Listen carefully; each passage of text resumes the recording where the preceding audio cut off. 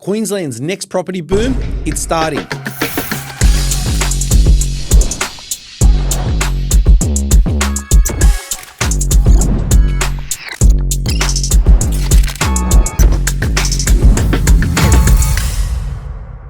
Welcome back to Property Banter. I'm Michael Lezaja, and today we're breaking down why Queensland's next property boom is here. Let's get into it. So what drives a property boom? Well, strong, sustained population growth with significant economic or infrastructure investment, a healthy labour market, which obviously attracts people, so essentially a low unemployment rate as we know it, and of course, a critical lag in housing supply. But on top of that, I'm going to add a little bit of debasement of currency, which assists in the growth of existing assets, which we love to buy, right? So that's essentially what drives a property boom. So let's talk about Australia on a national level first before we get to Queensland. Now, Australia has seen a migration boom post-COVID of 1 million new migrants, right? That's according to the Australian Bureau of Statistics. Whilst only 11,000 of those new migrants are skilled in construction. Construction accounts for 9% in total of Australia's workforce currently, and we're already short-staffed. So Australia's goal is 1.2 million homes by 2029, and we're going to fall short. So to meet our goal of 1.2 million homes, we essentially need to 9x, right? 9 times our intake of skilled migrant construction workers. So a miscalculation by 9 times has happened somewhere. I don't know how. I don't know who's responsible, but you guys can work it out at home. And that's obviously not helping the situation. So how that miscalculation could happen, I'm very shocked because I'm sure that people don't generally miscalculate things by 9 times. In 2024 and 2025, we're expecting to see another 350,000 more migrants. Now that's on a national level. We're going to come back to that later.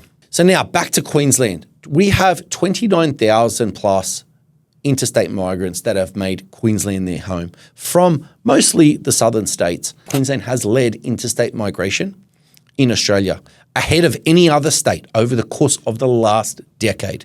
That's not going to stop. I'm from New South Wales, and I'm going to tell you, I won't support Queensland in the origin, but it's the best place to live. I'm becoming half a Queenslander over here. So it's, it is what it is, and everyone's starting to catch on. Now, 74,000 also moved to Queensland from overseas, right? Now, the key drivers are for Queensland, affordability, lifestyle, employment is strong, also sitting at 4.1%. We have the 2032 Olympics and 91,000 jobs being created, $53 billion worth of infrastructure. And we also need 30 to 40,000 construction workers each year leading up to the Olympic Games. Right, so very, very solid economy here. And I'd love to talk about the weather and how good the weather is, but today is the first day it's absolutely freezing cold in Queensland, and it's June, so June's definitely hit us. But it's still the place to be. Now, at Pinnacle, though, we are still assisting plenty of people from the southern states to relocate. Now, we did a lot of that during COVID, and everyone was rushing to get to Queensland post-COVID or during COVID, and that resulted in that spike in interstate migration. Now, we are still seeing it trickle through, and it's consistent, and it's going to stay consistent as it has been, like as I mentioned previously. It's just people want to be here, and I don't foresee it stopping. We're seeing it on the ground. It's continuing. So now let's get into supply. Supply can't keep up, right? 49,000 new homes are needed per annum according to PropTrack, and according to the Queensland government, it's 60,000 new homes needed or new dwellings per annum required. Now, only 33,000 of those are being delivered according to PropTrack. And when we do a little bit of digging, we look at and find on the Queensland website that 3,155 dwelling approvals happened in April 2025. Now, if those trends continue, that's going to result in 37,000 plus approvals annually, which falls short of 22,000. So there's a shortfall, regardless of where you get your data from or however you look at it, there's a shortfall. And there's a consistent theme happening here. So there's a lack of approvals.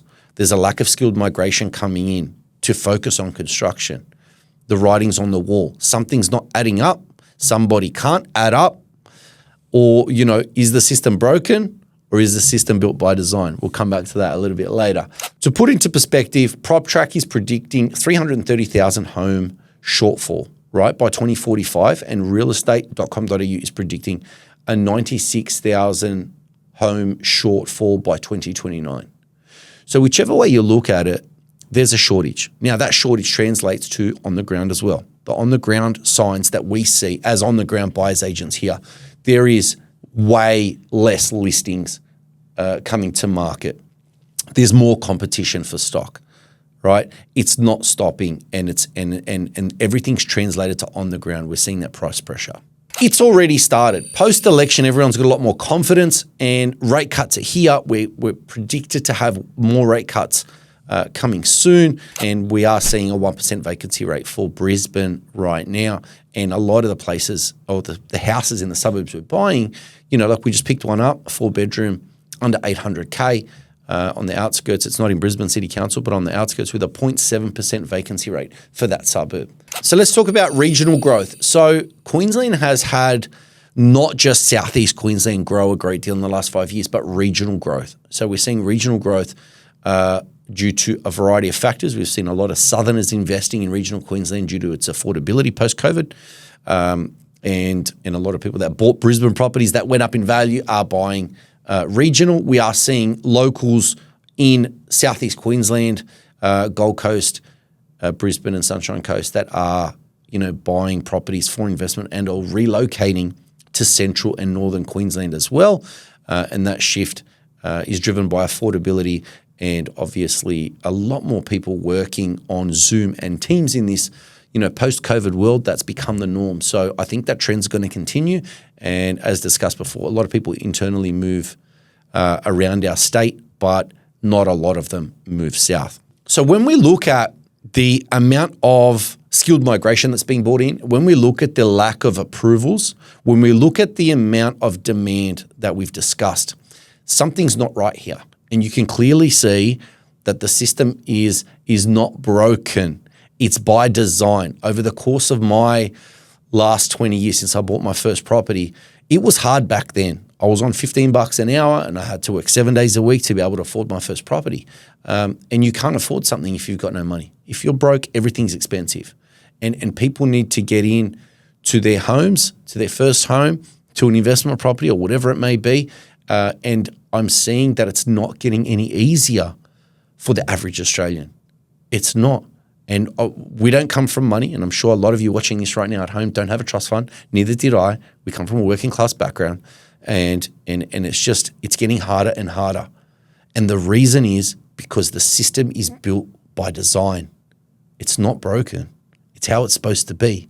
And the sooner we realize that, the sooner we can educate ourselves on property investment and put together a plan to create wealth for ourselves and our family, intergenerational wealth, right?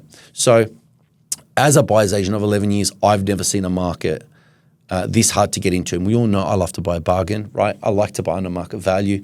And you could do that so easily a decade ago. You can't do that today because there is a genuine shortage and there's nothing being done about it. No government that I've seen over the course of my time, doesn't matter which government it is, I've never seen them fix it. I've never seen them make it better. I've only seen it get worse.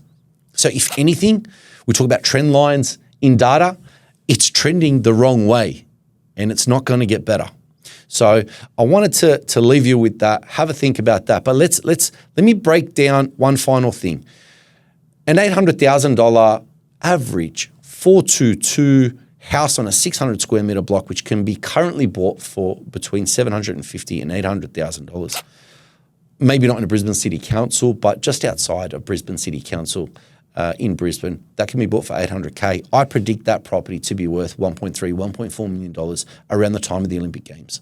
So a good $500 to $600K uplift. All the data's there. And just because it's had that boom previously, don't discount Queensland. It started its next boom cycle, and if you're looking for a solid market with solid fundamentals, Queensland's the place to be. So if you got any value out of that whatsoever, even if you don't like it or you've got a comment, throw it in the comments. We appreciate the fact that you've taken the time to watch it, and it's good to see when you all like, subscribe, share it.